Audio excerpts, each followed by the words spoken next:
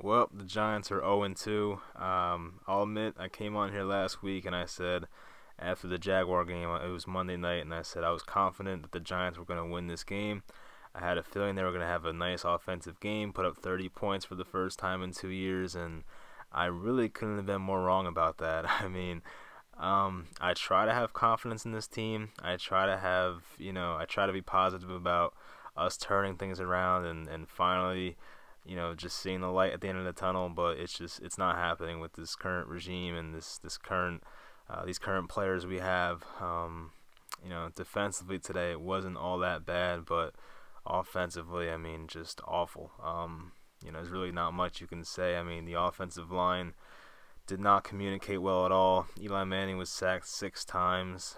There were times where he held onto the ball a bit too long, but then there's also times where he's met in the backfield in a second, and it's just, no quarterbacks can get out of that. The read option was just killing us. Dak Prescott, probably ran for somewhere around 50 yards this game. It was crazy.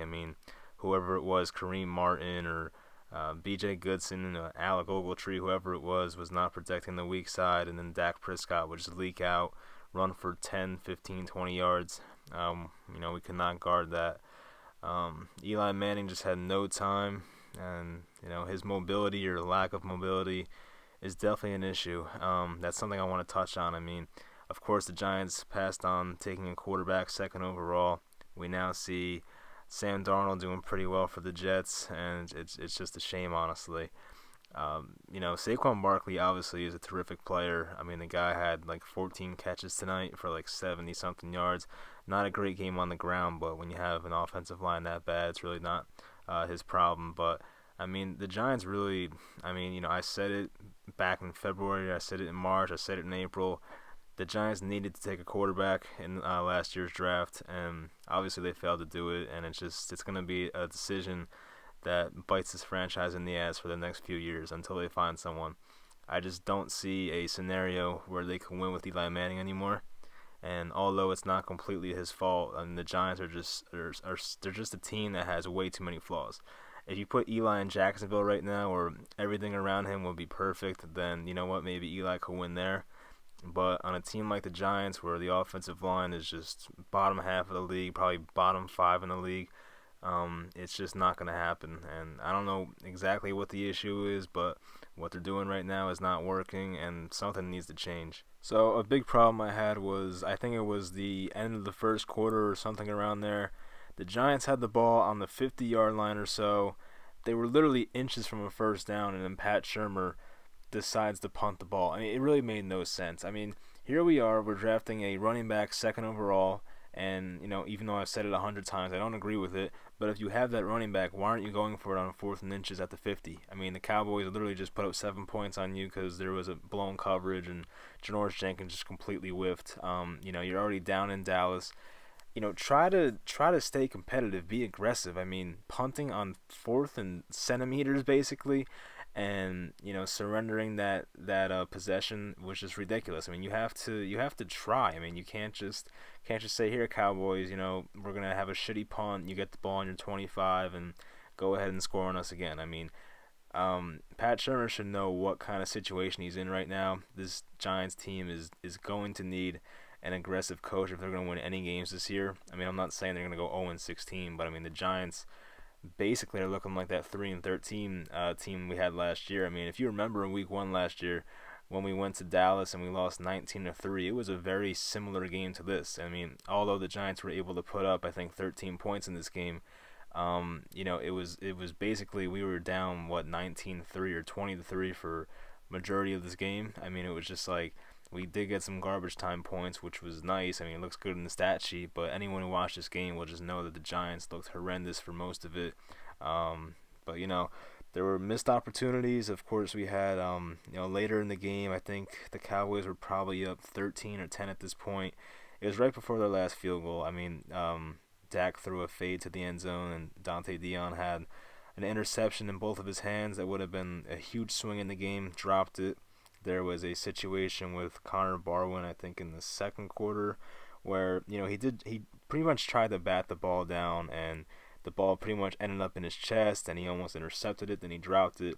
there were just missed opportunities like that, and you don't get those too many times, especially against a quarterback like Prescott. Now, I'm not trying to praise him or anything, but he's really not a turnover-prone type quarterback. He definitely plays more conservative, has a good offensive line, has a good running back. There were times where Zeke Elliott, looked like they had him wrapped up, and then there was one play where he turned like a negative 3 or 4 yard loss into like a positive, +2 yards. I mean, it was crazy. I mean, the Giants needed to do a better job tackling. There weren't many big hits today. Guys just were not finishing their tackles, and the coverage was not that good at all. I mean, Eli Apple had a terrific first half. Left with a groin injury, did not come back the second half.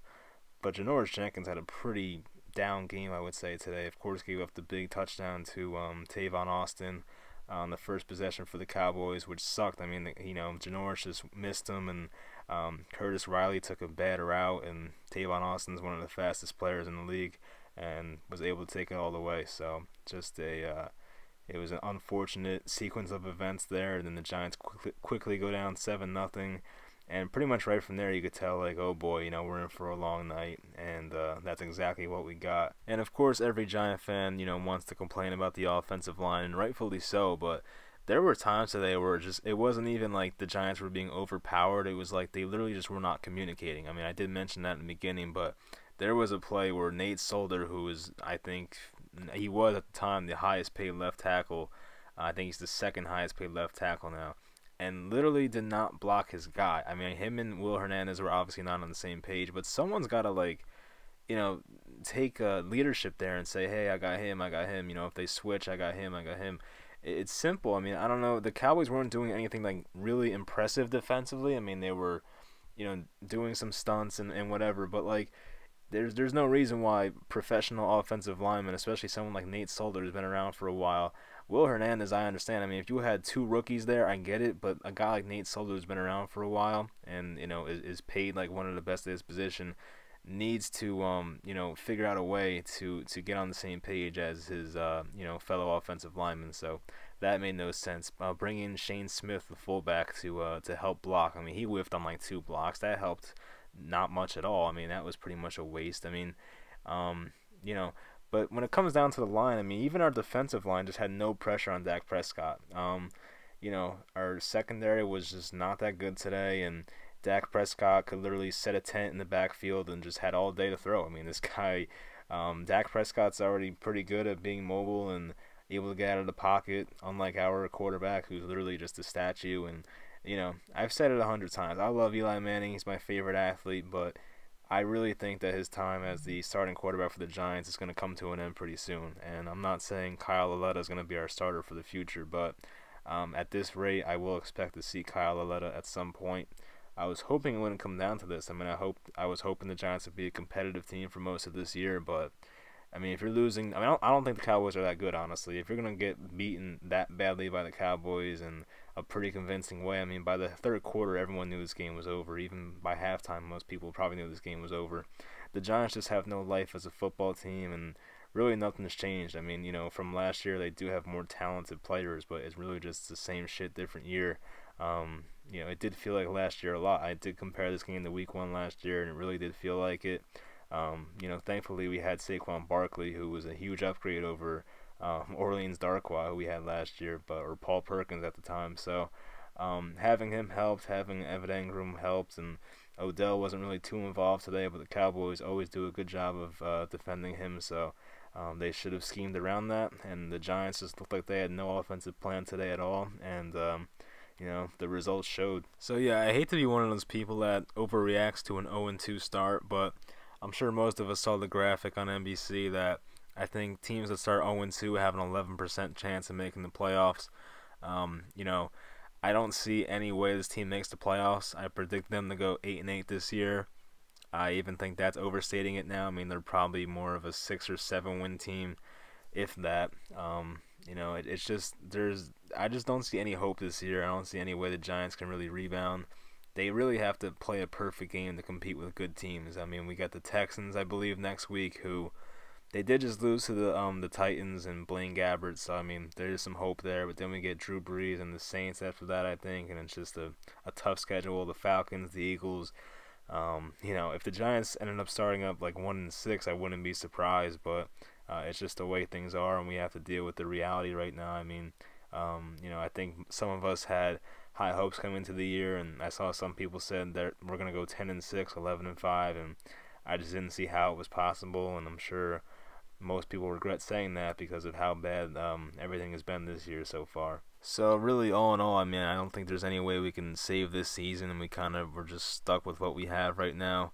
We have a 37-year-old quarterback who is immobile and has a bad offensive line. That's really what it's been for the past 3-4 years, and we better get used to it because there's 14 more games left. Eli does not miss games, and we're gonna have to keep watching the same crap for a long time. But I think we need to start looking to the future.